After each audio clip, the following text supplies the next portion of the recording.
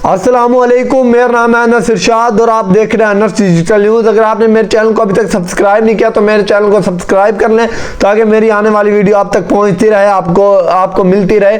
अब बात करते हैं, आज का जो टॉपिक है वो सिराजुल हक है। सिराजुल हक ने अपनी पार्टी से इस्तीफा दे दिया है। इसके बारे में बात करेंगे क्यों दिया उन्होंने इस्तीफा, और दूसरा मैं उनके चंद वाकयात रखूंगा जिनसे उनकी सादगी जाहिर होती होगी कि वो कितने सादा है। इस बात का आपको भी पता होगा, सिराजुल हक हमेशा सादगी में रहते थे और सादा पसंद लोग खिलाते थे, तो उसके बारे में भी बात करेंगे। सबसे पहले तो मैं आपको बताता चलूं इस्तीफा क्यों दिया।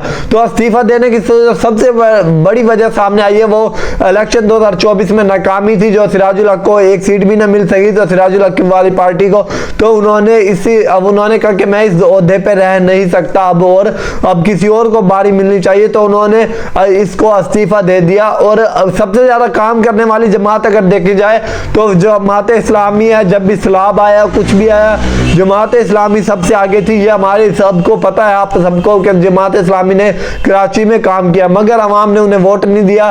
तो उन्होंने इसी नाकामी को देखते हुए, भाई हमारे इलेक्शन में कोई अच्छी प्रोग्रेस नहीं रही, तो उसने जो कायद थे उनके सिराजुल हक साहब, उन्होंने इस्तीफा दे दिया। तो सबसे बड़ी वजह तो आपको बता दी मैंने। अब बात करता हूँ चंद वाकयात की जो आपके सामने मैं रखूंगा।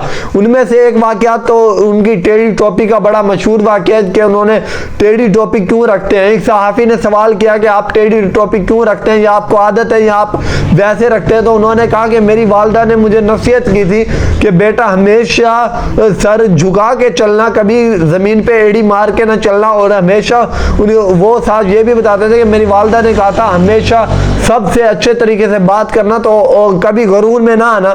तो उन्होंने अपने आप का गरूर तोड़ने के लिए कि उन्होंने टेढ़ी टोपी रखी ताकि अवाम को ये जाहिर हो, बल्कि तमाम लोगों को ये जाहिर हो कि सिराजुल हक कोई खास आदमी नहीं, किसी बड़ी पार्टी का कायद नहीं, बल्कि एक आम इंसान है। इसलिए हमेशा वो टेढ़ी टोपी रखते थे। और दूसरा, एक बार उनके घर एक सहाफी रिव्यू करने गया तो उनके दरवाजे के बाहर एक बोतल लटकी हुई थी जिससे वो दरवाजा ऑटोमेटिक बंद हो जाता था। तो उनकी सादगी को देखते हुए, इतने सादे उनके घर को अगर आपने अभी तक नहीं देखा तो आप अभी भी सर्च करें नेट पे कि सिराजुल हक का मकान, तो आपको खुद नजर आएगा कितने सादे हैं वो, बहुत ज्यादा सादे।